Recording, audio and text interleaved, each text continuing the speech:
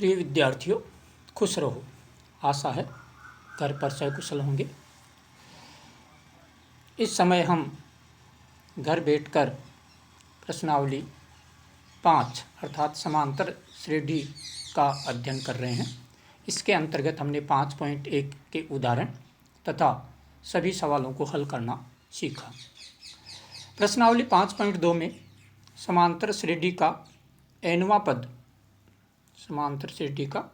nवां पद जो ज्ञात करना है उसके बारे में हम चर्चा कर रहे हैं। पिछले वीडियोज़ में हमने इससे संबंधित सारे उदाहरण हल किए तथा समझे। आज हम प्रश्नावली से संबंधित प्रश्न संख्या 1 ले रहे हैं, जिसमें आपको कोई पद ज्ञात करना है। जैसे पहले सवाल में समांतर श्रेणी 2, 7, 12 का 10वां पद ज्ञात करना है। तो इसके लिए सबसे पहले तो आपको A, N और D का निर्धारण करना है। तो यहाँ आप देख रहे हैं A का तात्पर्य है प्रथम पद, जो कि है 2। इसी तरह N अर्थात कौन सा पद पूछा है? 10वां, तो N का मान है 10। और D सार्वंतर, जो A2 में से A1 घटाते हैं तो A2 का मान है 7 और इसमें से घटाना है 2, तो आपके पास आ गए 5। इन सब चीज़ों का निर्धारण करने के बाद हमें जो है सूत्र लगाना है, और सूत्र आपको पता है AN बराबर A plus N minus 1 into D वाला सूत्र लगाना है। अब जो हमने इसमें A, N और D का प्रयोग है वो सूत्र में करना है। तो A N अर्थात A 10 बराबर A 2, N का मान 10 और माइनस 1 गुणा 5, 2 प्लस 10 में से 1 घटाया 9 गुणा 5, तो ये हो गए 9 पंजे 45। और अब इनमें जोड़ देते हैं 2, तो ये हो गया 47। इस तरह से इस श्रेणी के 10वें पद का मान होगा 47। चलते हैं आगे। अब हमारे पास प्रश्न संख्या 2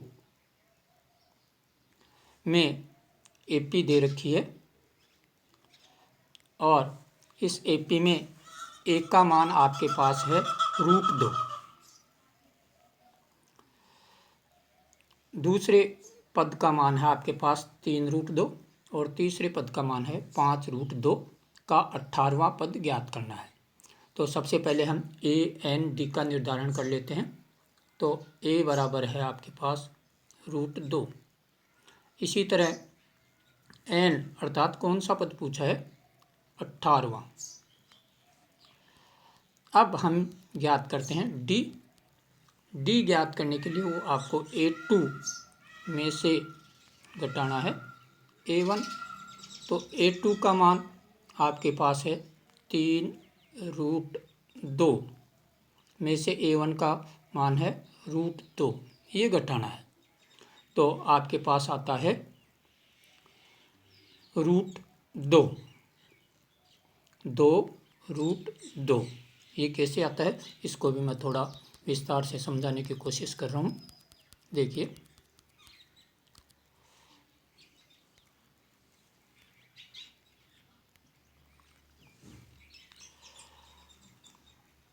तीन √2 माइनस करना है √2।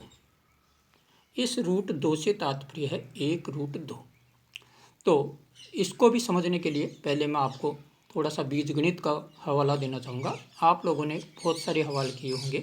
जैसे 3x में से 1x घटाना है, तो बताइए क्या आएगा? हाँ, बिल्कुल सही कहा, 2x। तो इसी नियम से 3 में से 1 घटाया 2 और √2 वैसे के वैसे आ जाएंगे। तो 2√2 ये आ गया इसका D। अब सूत्र में संख्याएं फिट करते हैं। A का मान √2 प्लस n का मान 18 माइनस 1 इंटू 2√2। हल कर लेते हैं।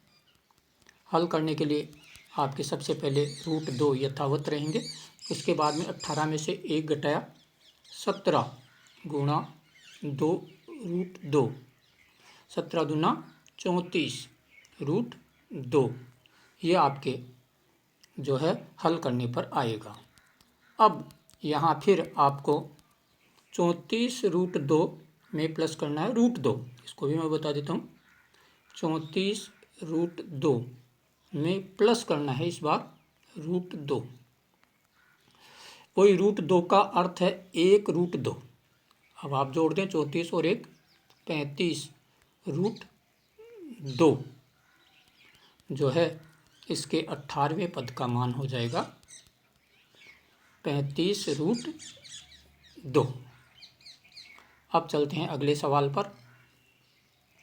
अगला सवाल, तीसरा सवाल जो है वो आपको एक एपी दे रखी है और एपी है आपके 9, 13, 17 और 21। इसका 24वां पद ज्ञात करना है। तो प्रिय विद्यार्थियों, अभी ऊपर हमने 2 सवाल आपको बताए, उसी तरह इस सवाल को हल करना है। स्वयं करें ताकि आपका अभ्यास भी हो जाए, कोई परेशानी हो तो पूछ लेना। अब चलते हैं हम इसके प्रश्न संख्या 2 पर। प्रश्न संख्या 2 में आपको कुछ अन्य सवाल समझने हैं जिसमें हो सकता है n ज्ञात करना हो या d ज्ञात करना हो। तो सबसे पहले पहला सवाल है, एक एपी 21, 18 और 15 का कौन सा पद -81 है। ये आपको बताना है कि कौन सा पद -81 है। तो इसमें हम छांटते हैं। a बराबर आपके पास है 21, an का मान दिया हुआ आपको -81, d ज्ञात करने के लिए वो a2 का मान 18 -21, तो -3 जो है इसका सार्वअंतर आएगा। इन संख्याओं को हम हमारे सूत्र, सबसे पहले सूत्र आपका a + n - 1 d बराबर an। इस बार सुविधा के लिए हमने an को बाद में रख लिया है। तो सूत्र में संख्याएं फिट करते हैं। 21 + n - 1 इंटू -3 बराबर -81। अब देखिए यहाँ 21 यथावत अपनी जगह आ जाएंगे। इस n को 3 से गुणा किया तो 3n माइनस के, और फिर इस 1 को 3 से गुणा किया तो 3 माइनस माइनस प्लस के बराबर 81 माइनस के हैं। अब यहाँ आगे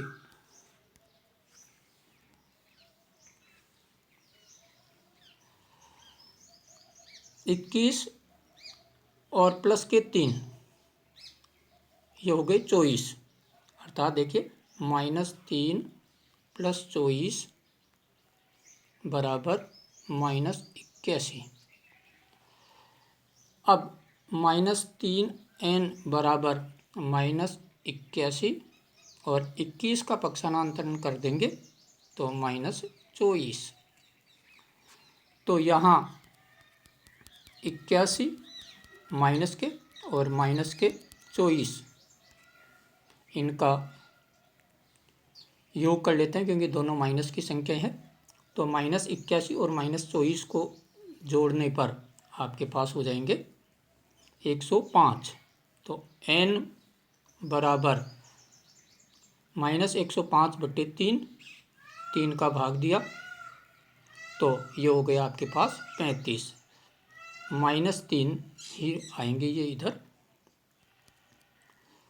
-105/-3 बराबर 35। तो अतः श्रेणी का 35वां पद 81 होगा। चलते हैं इसके सवाल संख्या 2 पर। सवाल संख्या 2 जिसमें AP दे रखी है आपको 84, 80 और 76 का कौन सा पद 0 है। जिसे अभी इससे पहले आपने सवाल पढ़ा कि कौन सा पद -81 है, उसी तरह से आपको कौन सा पद 0 अर्थात जहां आपके an का मान है वो 0 रख देना है। अब चलते हैं इसके तीसरे सवाल पर।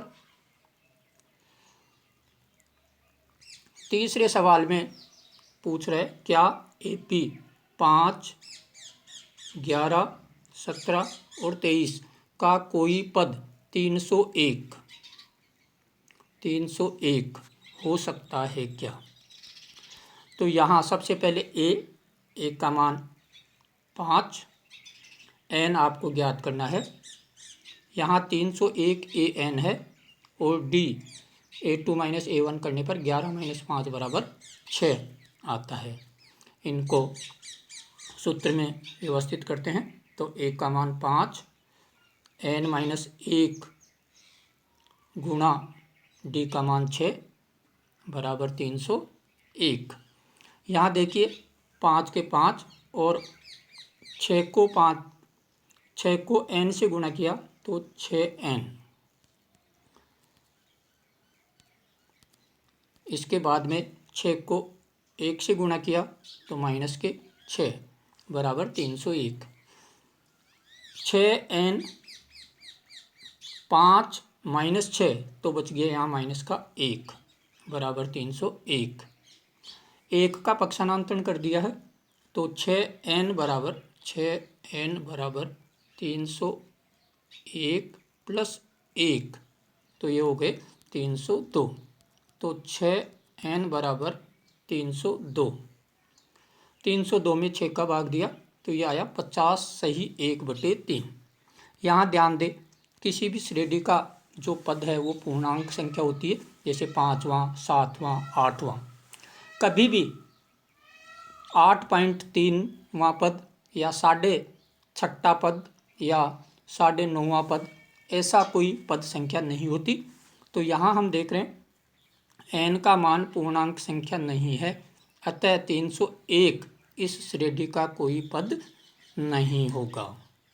यदि ये केवल 50 ही आता तो हम कह सकते थे कि इस श्रेणी का 50वां पद ये है, परंतु ऐसा नहीं है क्योंकि हमारे पास n का मान 50 सही 1/3 आया है। अब अगला सवाल है क्या 11, 8, 5 और 2 का एक पद -150 है। बिल्कुल इसी सवाल की तरह है जैसा आपको समझाया, आपको खुद करना है। यहाँ पर आपको जो an का मान ऊपर वाले सवाल में 301 था उसकी जगह -150 लेकर हल करना है। आशा है सवाल समझ में आए होंगे और होमवर्क के रूप में जो 2-3 सवाल शेष छोड़े हैं वो आपको करने हैं। शेष सवालों की जानकारी अगले वीडियो में दी जाएगी। तब तक